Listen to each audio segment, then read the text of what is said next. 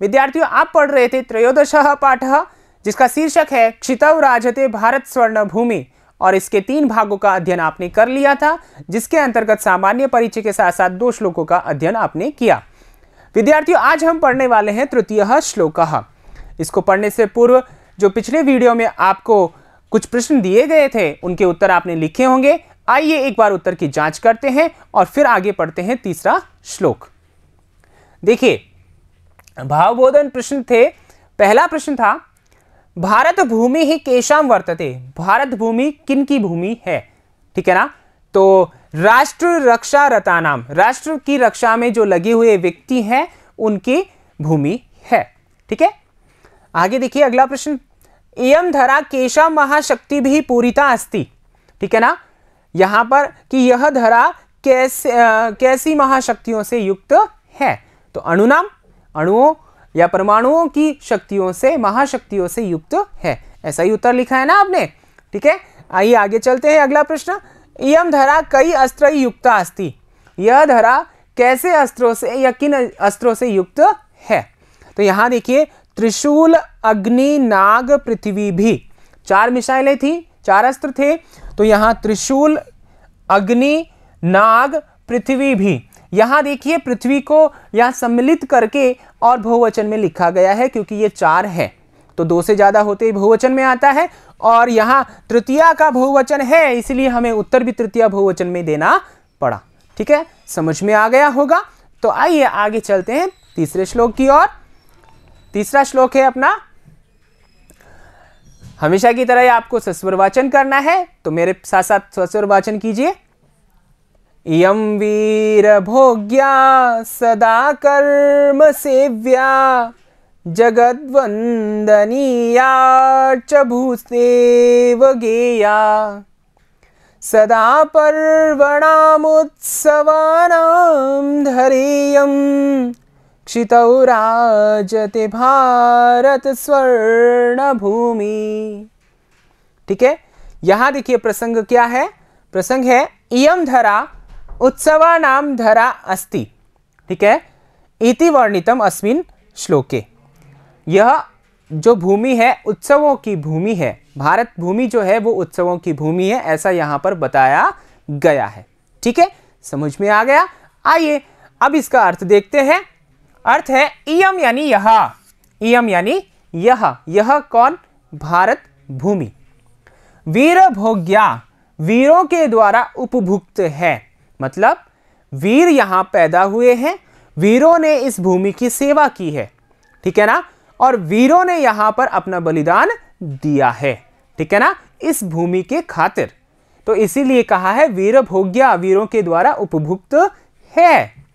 तथा और कर्म सेव्या, कर्म के द्वारा सेवा की गई है, यानी कि यहां पर ऐसे कर्मशील व्यक्ति हुए हैं, इतिहास में ऐसे प्रसिद्ध महान व्यक्तित्व हुए हैं जो अपने कर्मों से, अपने कार्य से इस धरा की सेवा उन्होंने की है।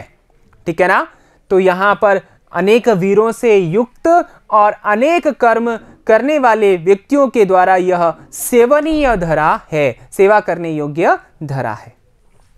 जगत वंदनीया, ठीक है ना, जगत यानी संसार, वंदनीया यानी कि वंदना करता है, संसार के द्वारा यह वंदनीय है, ऐसी यह धरा है।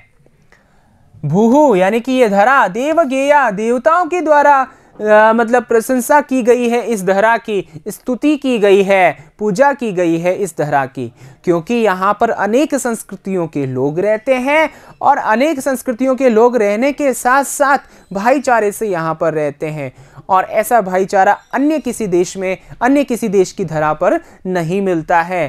ठीक है ना, इसीलिए यहाँ पर देवता भी रमण करने की इच्छा जाहिर करते हैं, ऐसा कहा जाता है। इसीलिए यहाँ कहा है कि यह जो भारत भूमि है वो जगत के द्वारा, संसार के द्वारा क्या की गई है? वंदित की गई है, पूजी गई है, इसीलिए देवता भी यहाँ पर इसकी स्तुति करते हैं।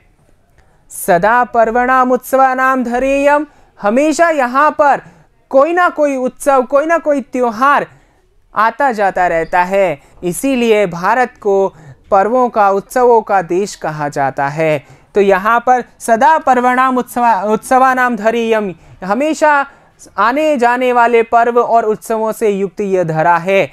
ऐसी यह धरा जो है क्षितौ यानी इस पृथ्वी पर राजते सुशोभित होती है। और ये धरा किस नाम से जानी जाती है? भारत स्वर्ण भूमि, यानी कि स्वर्ण के समान सोने की चिड़िया कहलाने वाली भारत की भूमि संपूर्ण पृथ्वी पर राज करती है, सुशोभित होती है। समझ में आ गया विद्यार्थियों? आइए आगे चलते हैं। आगे देखिए शब्दार्थ, वीर भोग्या, वीरों द्वारा उपभुक्त, ठीक है ना। कर्म सेव्या, कर्म द्वारा सेवनीय, जगत वंदनीय, संसार द्वारा पूजनीय, भूहु, भूमि या पृथ्वी, देवगेया, देवों द्वारा गाने योग्य, ठीक है, या पूजनीय। पर्वणाम उत्सवानाम, पर्व और उत्सवों की, ठीक है। आइए आगे चलते हैं। आगे अपने पास में है अन्वयः। अन्वय क्या कहता है? देखिए, भूहु वीर भोग्या तथा कर्म सेव्या देवगेया जगत वंदनीया च अस्ति, इयं धरा सदा पर्वणाम उत्सवानाम च अस्ति, इयं भारत स्वर्ण भूमि क्षितौ राजते। ठीक है, इसका अर्थ क्या हुआ कि यह जो धरा है वीरों के द्वारा उपभुक्त है। वीर, अनेक वीर यहां पर पैदा हुए हैं और अनेक महान व्यक्तित्व के धनियों जो व्यक्ति रहे हैं उनके द्वारा सेवा की गई है इस धरा की। ऐसे देवताओं के द्वारा जो गाई गई है अर्थात पूजी गई है, ठीक है ना। जगत वंदनीय, संसार के द्वारा जो वंदनीय है, ऐसी यह है।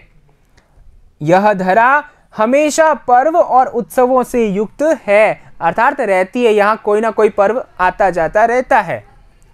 इयम यानी यह भारत स्वर्ण भूमि जो है, भारतीय मतलब स्वर्ण के समान प्रतीत होने वाली यह भारत स्वर्ण भूमि जो है संपूर्ण पृथ्वी पर राज करती है, सुशोभित होती है, अच्छी लगती है। ठीक है, अब भावार्थ देखिए। कवि वर्णयति यत् इयं भारत भूमि वीरै भोग्याः कर्म भी सेवनीया च अस्ति, एषा भूमि देवैः स्तुत्या संसारेण च पूजनीया अस्ति, अत्र अनेकानि पर्वाणि अनेकाः उत्सवाः च सदा आयोज्यन्ते, अर्थात एषा भूमि पर्वोत्सवानां भूमिः वर्तते, अतः एतादृशी स्वर्णयुक्ता भारत भूमि संपूर्ण पृथिव्यां शोभते इति।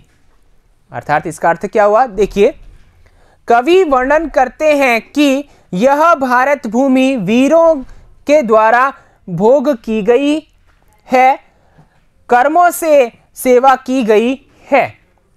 यह भूमि देवताओं के द्वारा पूजा करने योग्य है, स्तुति करने योग्य है, संसारेण च और संसार के द्वारा पूजनीयास्ति पूजनीय है। यहां पर अनेक पर्व और अनेक उत्सव हमेशा आयोजित किए जाते हैं, अर्थात यह भूमि पर्व और उत्सवों की भूमि है। अतः इसलिए यह ऐसी इस प्रकार की स्वर्ण से युक्त भारत भूमि संपूर्ण पृथ्वी पर सुशोभित होती है, विराजमान है, अच्छी लगती है। ठीक है, समझ में आ गया विद्यार्थियों? लिख भी लिया होगा। आइए आगे चलते हैं। आगे देखिए, आपके सामने भावबोध प्रश्न है, यानी कि 4 प्रश्न हैं आपके सामने जो हमने ये श्लोक पढ़ा है, समझा है, सुना है, ध्यान से पढ़ा है, उसी से संबंधित 4 प्रश्न हैं यहाँ पर। ठीक है, तो पहला प्रश्न देखिए, वीर भोग्या कर्म सेव्या च का वर्तते, एक पद में उत्तर देना है। दूसरा, जगत वंदनीया का अस्ति, एक पद में उत्तर देना है। तीसरा, इयम भूः कई स्तुत्या अस्ति, ये भी एक पद में देना है। पर्वणाम उत्सवानाम च का अस्ति, ये भी एक पद में उत्तर देना है। ये 4 प्रश्नों के उत्तर आप अपनी उत्तर पुस्तिका में दीजिए। मैं लेता हूं विदा। उम्मीद करता हूं कि आपको समझ में आ रहा है और आप इसको अच्छे से समझ रहे हैं। ठीक है, अगले भाग में फिर मिलूंगा अगले श्लोक के साथ। तब तक के लिए धन्यवाद।